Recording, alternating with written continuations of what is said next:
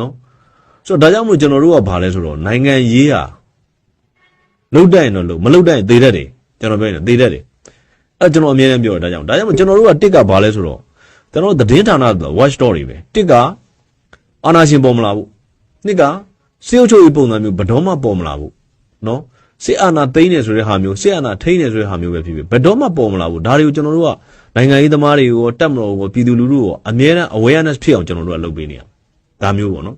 အဲ့တော့အဓိကအဖြစ်ကဘာလဲဆိုတော့မြန်မာနိုင်ငံမှာက reconciliation ခေါ်မှာပေါ့ပြန်လည်ရင်ကြားစစ်ရေးကို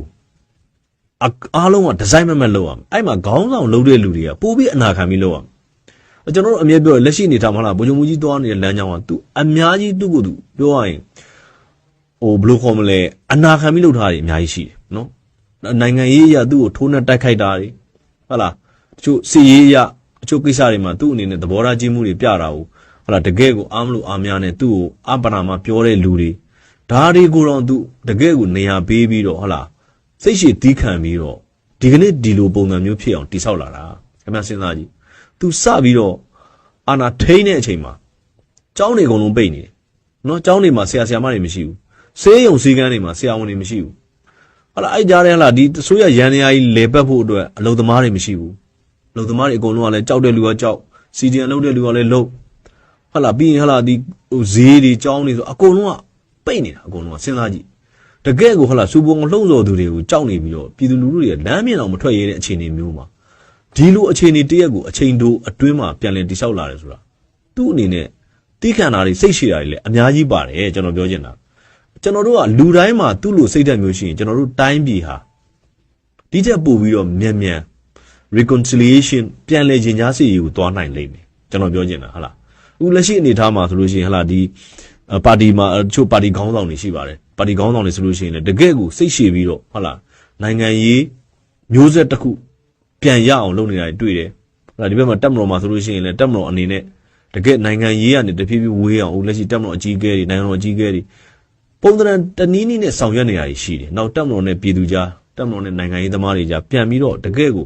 ပြန်လည်ရင်ကြားစစ်ရေးဖြစ်အောင်အများကြီးလှုပ်ဆောင်နေတာတွေ့တယ်ပြီးခဲ့တဲ့ရက်ပိုင်းရဆိုလို့ရှိရင်ကျွန်တော်တို့လူငယ်ငင်းငင်းရေးဖိုရမ်ပြလာပြီးတော့ကျွန်တော်တို့ဗာလဲဟိုနေငင်းငင်းရေးဆွေးနွေးပွဲဒါတွေကျွန်တော်တို့အဲ့မှာဟာလားတက်မတော်ခေါင်းဆောင်တွေပါတယ်တိုင်းရင်းသားကိုယ်စားလှယ်တွေပါတယ်နိုင်ငံရေးပါတီခေါင်းဆောင်တွေပါတယ်အစိုးရအဖွဲ့ဝင်တွေပါတယ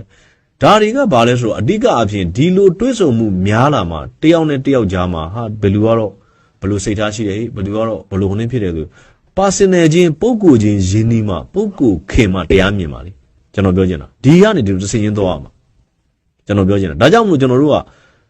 နိုင်ငံရေးကိုလှုပ်ချင်ရင်ငြိမ်းချမ်းတဲ့နည်းကိုတုံးရမယ်ငြိမ်းချမ်းသောနည်းဟာလွယ်တဲ့နည်းတော့မဟုတ်ဘူးခက်တယ်ဒါပေမဲ့အခြေခိုင်တယ်ဒါကြောင့်မလို့လက်ရှိနေတာမဟုတ်လားအခု PDF တွေအလင်းဝင်နေ149တွေ့ရေးထားတာမန္တလေးတွေနဲ့ PDF 149အလင်းဝင်နေ23ရက်တလ2026ရက်နေ့လယ်အလဲပိုင်းတိုင်းစစ်ဌာနချုပ်တွေနဲ့ PDF အဖွဲ့ဝင်အမျိုးသား142ဦးနဲ့အမျိုးသမီး8ဦးစုစုပေါင်း149ဦးတို့ရတယ်တနက်14လက်ခရမ်းများနဲ့အတူအလင်းဝင်ရောက်ခဲ့ပြီးတာဝန်ရှိသူများကထောက်ပံ့ငွေများပေးကမိဘအုပ်ထင်းသူများတန်းလွှဲအောင်ပေးခဲ့တယ်တဲ့အတိတရားရပြီးနောက်ထပ်အလင်းဝင်ခြင်းဒီညီငယ်ညီမငယ်များလည်းနီးစပ်ရလုံခြုံရေးအဖွဲ့များနဲ့ချိတ်ဆက်ပြီးအလင်းဝင်ရောက်နိုင်ပါတယ်ဆိုဒီလိုရေးထားတော့သတင်းတိုလေးပါဆိုတော့ပြောရလို့ရှိရင်ဗ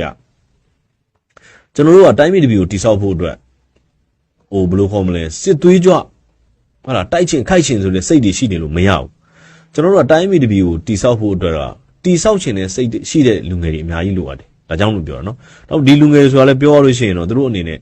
ဒါကဟိုကျွန်တော်တို့ကတော့ဟိုသတင်းသမားဖြစ်တဲ့အတွက်ဟိုသတင်းဝေါ်ရတာပဲတုံးပါဘောနော်ဘာကြောင့်လဲဆိုတော့သူ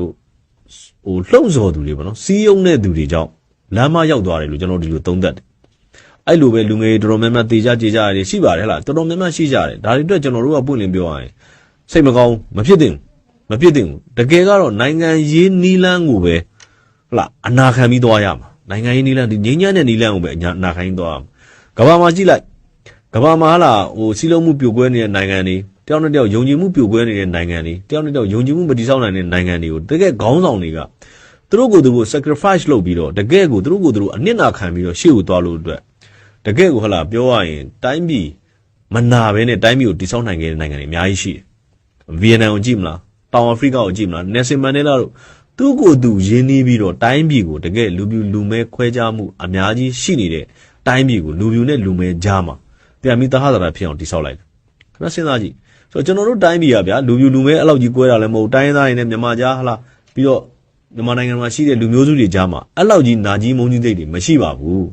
ကျွန်တော်တို့တိုင်းပြည်ကိုပြန်ပြီး reconciliation လုပ်ရင်ဒီတက်ဖို့လွယ်ကူပါတယ်ဒါပေမဲ့စိတ်ရှည်ဖို့တော့လိုတယ်စိတ်ရှည်ဖို့တော့လိုတယ်နောက်တစ်ခုကဘာလဲဆိုတော့စူပူအောင်ကြွတာတွေဟုတ်လားဟိုပြည်သူလူထုကြားမှာသွေးတို့လှုံ့ဆော်တာတွေဒါတွေကိုတော့ကျွန်တော်တို့ကရက်ပြရမယ်ဒါကလူတိုင်းလုပ်နိုင်တဲ့အလုပ်နော်လူတိုင်းလုပ်နိုင်တဲ့အလုပ်ဒါတွေတော့အမုန်းစကားပြောတာတွေဒါတွေကတော့ကျွန်တော်တို့ကအတိတရားနဲ့ရက်ပြဖို့လိုရတယ်နော်ရက်ပြဖို့လိုရတယ်ဟုတ်လားသူတို့ရဲ့ခံယူချက်တွေသူတို့ရဲ့ယုံကြည်ချက်တွေကြောင့်